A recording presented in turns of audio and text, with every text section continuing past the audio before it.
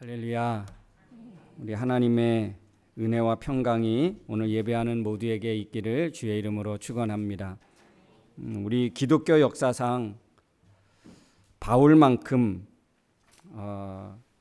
십자가의 은혜와 사랑을 맛본 사람이 또 있을까요? 아마 우리 기독교 역사상 정말 극과 극을 달리면서 하나님의 크신 은혜를 경험했던 사람이라면 아마 이 바울이 아닐까. 이 바울은 유대 전통을 따랐던 사람입니다. 그는 바리새인 중에 바리새인이라, 유대인 중에 유대인이라 그랬습니다. 그는 율법에 대해서 율법이 전부인 줄 알고 살았던 사람이었습니다. 그런데 십자가의 은혜로 또 새로운 삶을 살게 되었고 예수 그리스도를 믿는 믿음의 삶이 얼마나 그에게 큰 위로와 소망과 기쁨이 되었는지 모릅니다.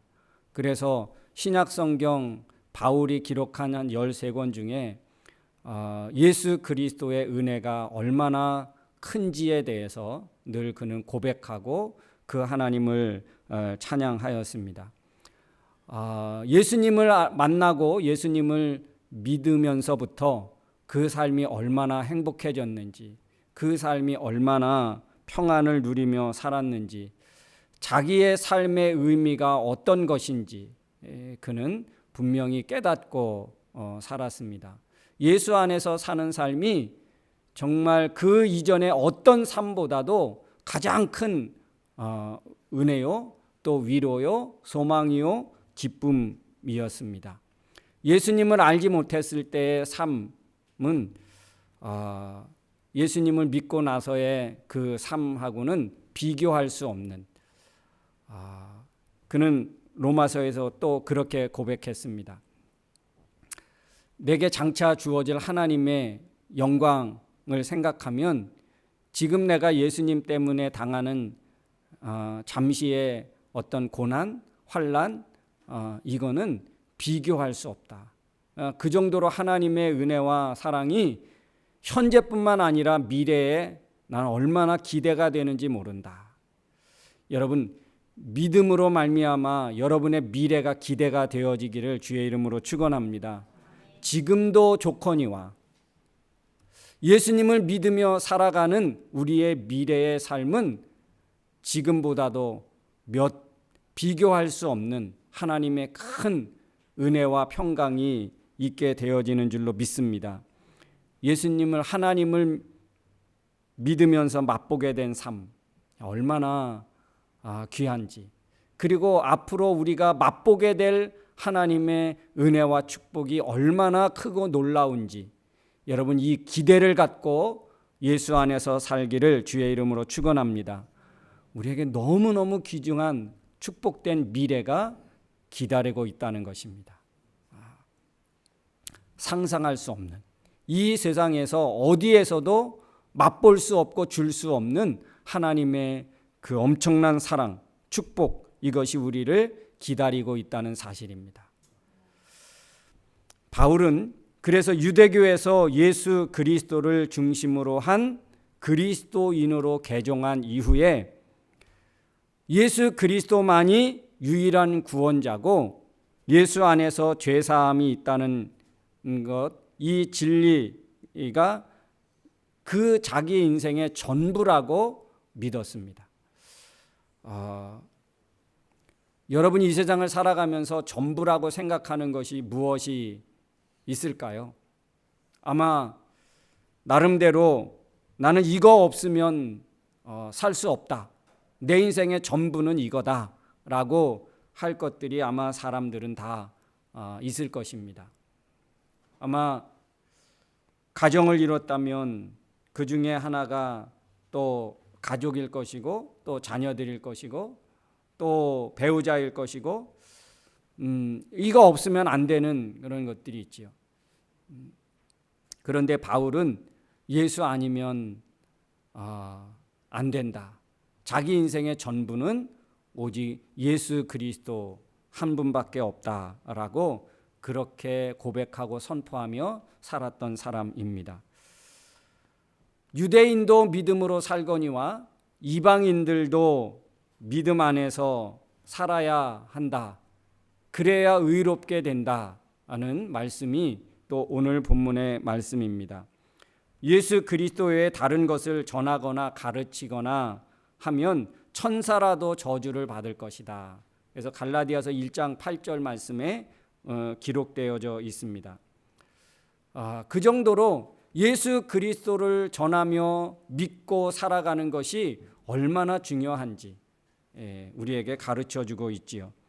한 번은 안디옥에서 바울과 바나바가 복음을 전하는 사역을 하고 있을 때였습니다. 아마 베드로가 말씀해 보니까 먼저 와 있었던 것 같습니다. 나중에 예루살렘에서 야고보가 유대인들을 아마 보낸 것 같습니다. 근데 먼저 와 있던 이 베드로가 안디옥 그 이방 사람들과 함께 식사 자리를 하고 있었던 것 같아요. 그래서 오늘 말씀해 보니까 이방인과 함께 먹다가요. 근데 이 야고보가 보낸 유대인들이 오게 되자 베드로가 어떻게 합니까? 그 자리를 슬그머니 피하여 갔습니다. 이 나중에 온 이 유대인들의 눈치를 봤다는 것이지요. 왜냐하면 유대인과 이방인은 이렇게 좀 이 당시에는 차별이 있었습니다. 유대인들은 이방인을 어떻게 생각했느냐 하면 개나 돼지 같은 그런 짐승에 불과하고 하나님의 구원에 이를 수 없는 존재라고 그렇게 생각했습니다. 유대인들은 철저하게 선민의식에 사로잡혀서 하나님이 유대인만 구원하고 이 유대인을 통해서 하나님의 구원이 이루어진다라고 믿었습니다. 그래서 선민의식 때문에 이방인을 받아들이기로 했던 베드로조차도 그 자리를 조용히 피하여 갈 수밖에 없었습니다. 그 모습을 지켜보던 바울이 어떻게 했다고 합니까? 오늘 보니까 베드로를, 게바는 베드로를 말하는데 이 베드로를 책망했다고 합니다. 그래서 14절에 보니까 이렇게 말합니다. 그러므로 나는 그들이 복음의 진리를 따라 바르게 행하지 아니함을 보고 복음의 진리를 따라 바르게 행하지 않은 행동하지 아니한 것을 보고 모든 자 앞에서 게바에게 이르되 내가 유대인으로서 이방인을 따르고 유대인답게 살지 않으면서 어찌하여 억지로 이방인을 유대인답게 살려고 그렇게 하느냐. 유대인이면서 그러나 유대인답게 살지 못하면서 어떻게 이방인을 유대인처럼 살라고 그렇게 하느냐. 이 바울이 베드로를 책망합니다. 우리가 서열적으로 본다면 누가 먼저 주님의 제자였고 누가 먼저 사도로 부름받았습니까? 베드로겠죠. 베드로는 예수님의 수제자로 생각할 정도로 그렇게 제자 중에서도 그 제자 아니었겠습니까? 그런데 그 베드로를 바울의 말에 의하면 맨 나중에 만삭되지 못해서 난 자와 같은 그런 자신을 말하고 있는데 사도라고 불려지기도 감당치 못할 존재라고까지 자기 자신을 그렇게 말했던 사람이 베드로 대사도를 책망합니다. 이게 과연 있을 법한 일인가? 근데 바울은 어떻게 합니까? 그 베드로를 책망하고요. 내 제일 막내 사도라고 일컬어지는 이 바울의 책망을 베드로는 어떻게 합니까? 베드로는 또 듣습니다. 감히 나를 내가 책망해? 그렇게 하지 않고 이 바울의 책망을 베드로는 기꺼이 듣습니다. 그 앞에서 듣는 척한 게 아니에요. 나중에 그 베드로가 베드로 전서 후서를 기록하잖아요. 근데 베드로 후서 3장 15절에 가보면 이렇게 말씀하고 있습니다. 베드로가 이 갈라디아서는 한 주전 AD 한 54년에서 58년 사이에 기록된 책이고, 이 베드로 후서는 거의 한 68년, 58년에서 한 8년 정도 그 어간에 쓰여졌다고 합니다. 그러니까 뭐 앞뒤로 따져보면 한 10년 정도의 차이가 있지요. 이 갈라디아서의 이 사건이 일어난 이후에 한 10년 뒤에 베드로가 어떻게 고백하고 있느냐 하면 베드로후서 3장 15절에 이렇게, 우리가 사랑하는 형제 바울도, 베드로가 책망을 들은 이후에 그 바울을 향하여 어떻게 하냐면 우리가 사랑하는 주의 형제 이 바울도, 이렇게 말합니다. 그러니까 오늘 이 갈라디아에서 바울이 책망했던 이 베드로, 바울의 책망을 들었던 이 베드로는 어떻게 했습니까? 정말 달게 들었다는 거예요. 기꺼이 들을만 했다라는 것이죠. 그 정도로 바울은 충심으로 베드로를 충고했고 책망했고, 그것을 베드로는 또 기쁨으로 들을 수 있었습니다. 이게 가능하게 됐던 게 무엇이었을까? 어떻게 이런 일이 가능할 수 있을까? 뭐 당연히 잘못했으면 혼나야지. 뭐 그렇게 하면 뭐 할 말은 없지만 어떻게 이런 관계가 가능할까? 대사도가 대사도 앞에 이렇게 책망할 수 있다.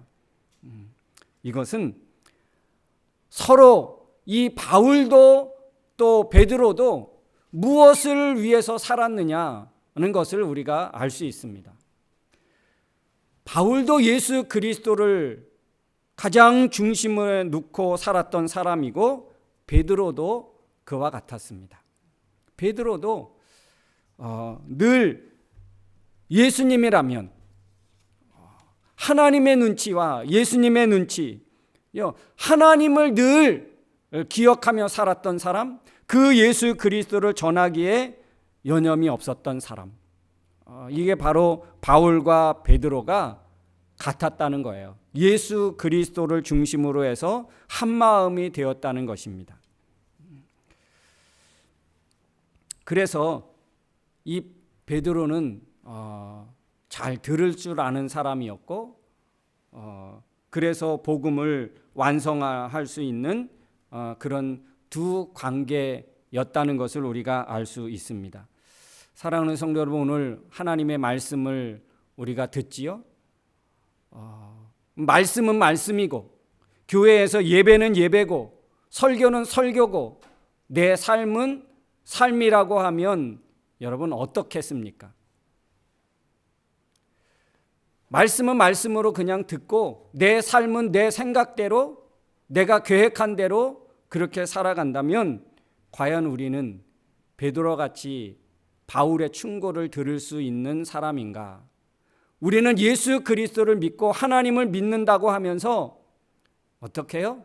하나님의 말씀을 귀담아 듣지 않고, 그 말씀을 내 인생의 충고로 듣지 않고, 내 삶은 내가 알아서, 내 삶은 내 계획대로, 내가 꿈꾼 대로 살아간다고 한다면 그것은 예수 그리스도를 중심으로 한, 예수 그리스도를 믿는다고 하면서 살아가는 그런 삶이 아니겠지요. 사랑하는 성도 여러분, 하나님의 말씀에 귀를 기울이고, 하나님의 말씀이라고 하면 내 생각도 또 내 인생의 계획도 때에 따라서는 수정할 수 있는, 바꿀 수 있는 그런 우리가 되어야 할 줄로 믿습니다. 이게 말씀을 듣는 자세고, 믿음의 사람이라면, 하나님을 믿는 사람이라면 들을 수 있어야죠.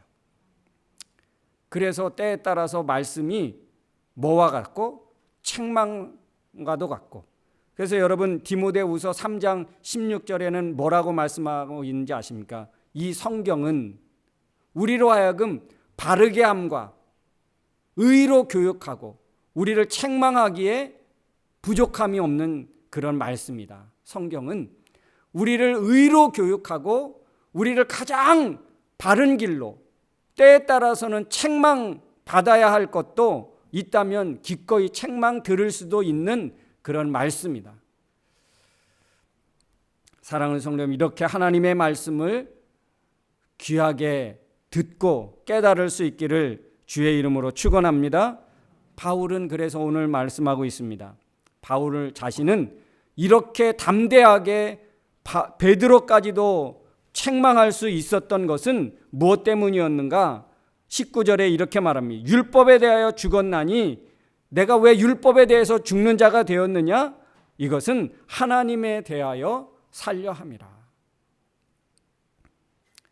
율법에 대하여 죽었고 하나님에 대하여 살았던 사람, 하나님을 위해서 살았던 사람, 이게 바로 바울이었습니다. 우리는 무엇에 대하여 죽어야 할까?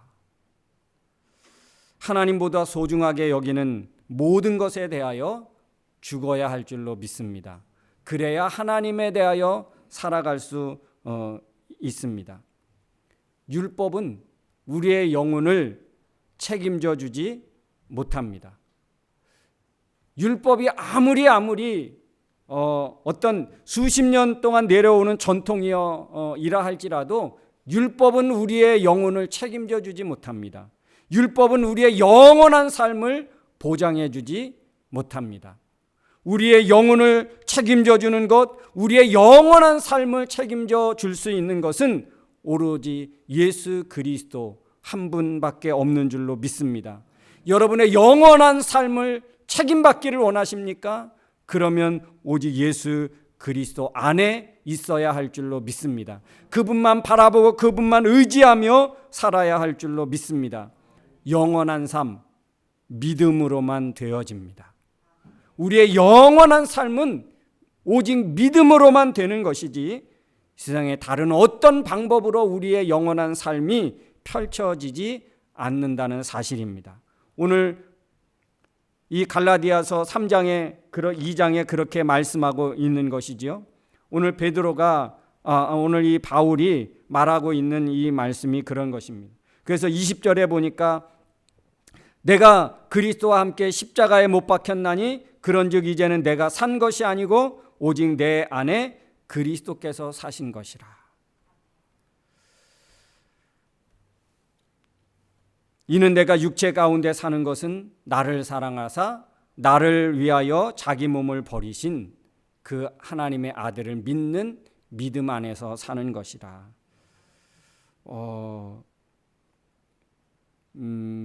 여러분, 우리가 무엇 때문에 살고 무엇을 위해서 살아가고 있습니까? 우리가 사는 삶은, 내가 지금 육체 가운데 살아가는 이 삶은, 육체의 삶은 내가 무엇을 위해서 살아가는가? 무엇 때문에, 무엇을 위해서 사는 존재인가? 사람은요, 그럽니다. 사람은 한없이 착하면 한없이 착할 수 있는 존재이고, 또 한없이 악하면 악할 수 있는 존재라고 합니다. 그래서 사람은 내려가면 한없이 내려가는데 어디까지 내려갈 수 있냐면 지옥까지 내려갈 수 있고, 한없이 올라가면 어디까지 올라갈 수 있느냐? 우리는 천국까지 올라간다고 합니다. 그래서 인생은 지옥과 천국 사이에서 지금 살아간다. 어떤 사람은 그렇게 비유를 했습니다. 사람은 어떤 존재냐? 사람은 천국에 올라갈 수도 있고 지옥에 내려갈 수도 있다. 그만큼 사람은 이 땅에 살아가면서 그렇게 어떤 그 차이가 크다는 것이죠. 그만큼 우리는 우리의 힘으로 어떤 것을 선택하고 결정할 수 있다라고 우리가 그렇게 생각할 수도 있지만 인생은 그런 지금 스펙트럼이 지금 넓다는 거예요. 그런데 그 중에서 여러분 우리가 무엇을 위해서 살아가기로 선택하고 부름받았느냐? 우리는 하나님의 아들을 믿는 믿음 안에서 사는 우리가 되어야 할 줄로 믿습니다. 그렇게 결단하고 그렇게 우리는 고백하는 삶이 되어야 할 줄로 믿습니다. 우리는 무엇을 위해서 살아가는가? 하나님의 아들을 믿는 믿음 안에서 사는 것, 이것이 우리에게 지금 놓여져 있는 삶입니다.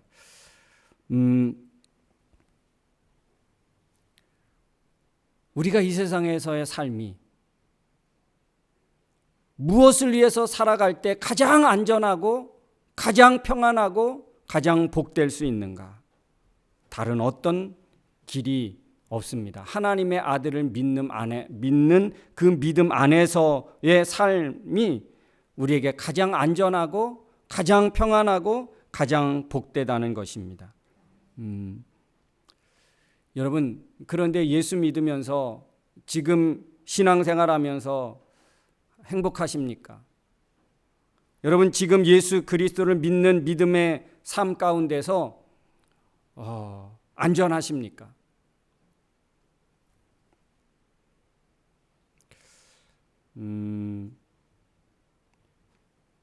우리 되도록이면 이런 여러 어떤 비유를 들지 않으려고 하는데 참 어제 되게 끔찍한 일이 벌어졌죠.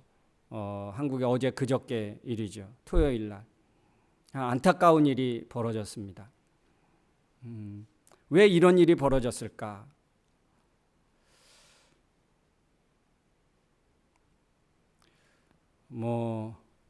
신앙적으로 판단을 한다면 이제 오늘 우리가 이 하나님의 말씀 갈라디아서 3장 2장 20절 이 말씀을 알았더라면 그렇게 되지 않았겠지요. 하나님의 아들을 믿는 믿음 안에서 살았다면 그것이 인생의 목표고 그것이 인생의 꿈이었다면 아마 그런 일은 벌어지지 않아도 되었겠지요. 오늘날 많은 젊은이들이 또 많은 사람들이 무엇을 위해서 살아가고 있는가? 여러분 오늘 예배의 자리에 있지만 여러분은 과연 무엇을 위해서 인생의 삶을 살고 있습니까?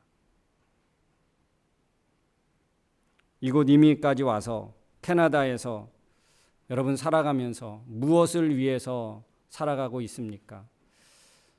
내가 오고 싶어서 내가 선택해서 여러분 이곳에 왔다라고 생각하십니까? 저는 그렇게 생각하지 않습니다. 하나님이 보내서 오게 되어진 줄로 믿습니다. 하나님이 보내서 온 거예요. 그럼 하나님이 왜 보내셨을까? 왜?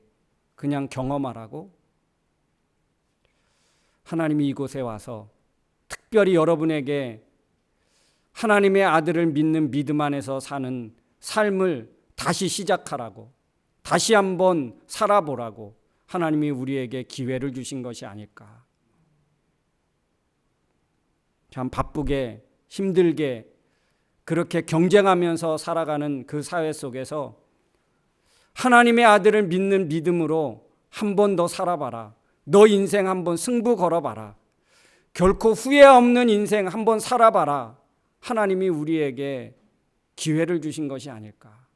그렇다면 이곳에 와서 한번 도전해 보는 거죠. 하나님의 아들을 믿는 믿음 안에서 내 인생을 새롭게 한번 살아보자. 그럴 때 오늘 바울과 같은 삶이 우리 앞에 열려지고 베드로와 같은 삶이 우리 앞에 열려지게 되어질 줄로 믿습니다. 여러분 무엇을 위해서 살기를 원하십니까? 무엇을 위해서 살기를 여러분 꿈꾸십니까? 하나님의 아들을 믿는 믿음 안에서 사는 그 삶이 나를 축복하는, 나 자신을 축복하는 가장 축복의 메시지고 복된 삶인 줄로 믿습니다. 이 삶에서 늘 믿음 안에서 사는 귀한 삶, 복된 삶 되어질 수 있기를 주의 이름으로 축원합니다. 우리 시간 한번 같이 기도하기를 원합니다. 사랑하는 성도 여러분, 우리에게 주어진 삶은 그렇게 길지 않습니다.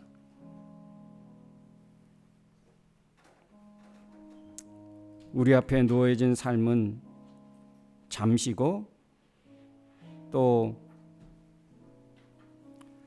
아침에 피었다가 쉽게 사라지는 안개와 같다라고 했습니다. 짧다면 참 짧은 그런 인생인데 우리의 인생을 무엇에 한번 걸어볼 것인가?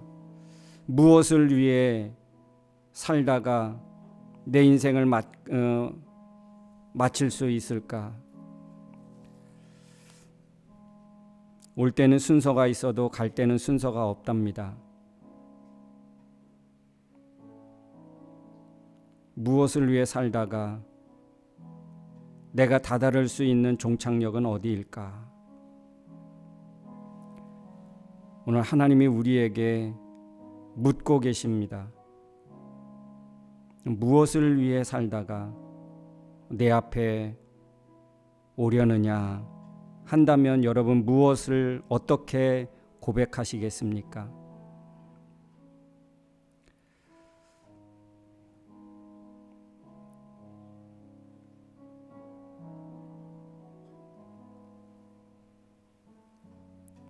하나님의 아들을 믿는 믿음 안에서 사는 삶이 가장 복 있는 삶인 줄로 믿습니다. 그 자리로 주님이 우리를 초대해 주셨습니다. 그 삶을 하나님은 우리에게 원하십니다. 오늘 주님의 초대에 응하십시오. 주님, 내가 하나님의 아들을 믿는 믿음의 삶을 다시 시작하겠습니다. 내 인생 여기에 맡기고 내 인생 승부 보며 살겠습니다.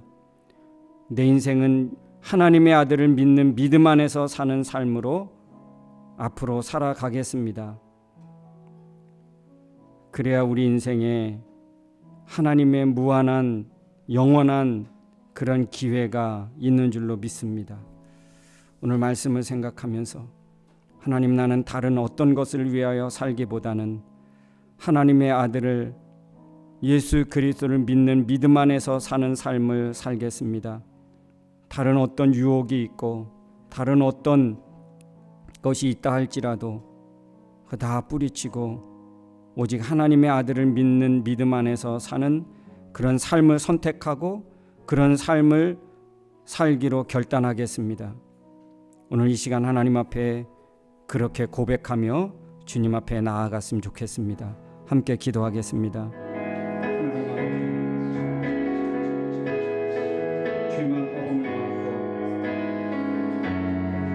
우리 인생은 이 세상에 기회가 있을 것 같은데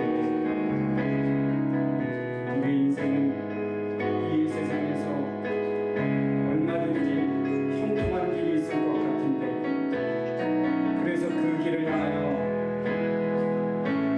수많은 사람들이 달려가고 있는데 하나님 아버지, 오늘 주님은 우리에게 말씀해 주셨습니다. 바울은 율법에 자기 전 인생을 걸었습니다. 그랬을 때 그에게 찾아온 것은 패배감이고 절망감이고 선량한 사람들을 죽이고 옥에 가두고 많은 사람들을 아프게 하는 그런 자였습니다. 하나님 아버지,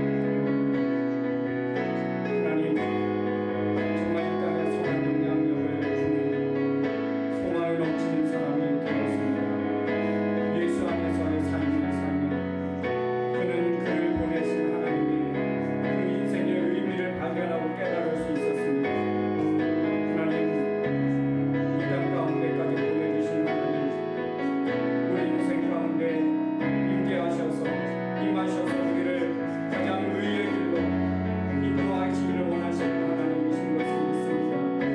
우리가 무엇을 위해서 살까? 무엇을 위하여 사는 것이 가장 안전하고 잘 사는 것인가?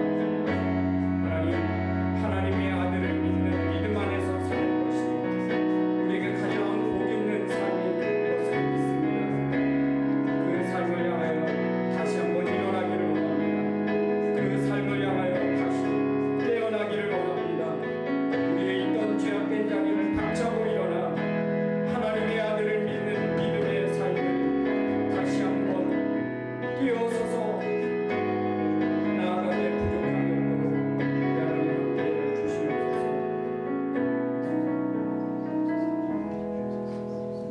하나님 아버지, 우리를 지으시고 부르시고 보내시는 이는 우리 하나님 아버지이신 줄로 믿습니다. 내가 선택하고 내가 온 것 같고 내가 걸어간 것 같지만 그것이 결코 아님을 깨닫습니다. 나를 지으시고 나를 부르셔서 나를 보내셔서 이곳에서 이렇게 귀한 삶을 또한 살게 하시는 줄로 믿습니다. 우리에게는 하나님의 꿈이 담겨져 있고 우리 인생 가운데는 하나님의 비전이 담겨져 있는 것을 믿습니다.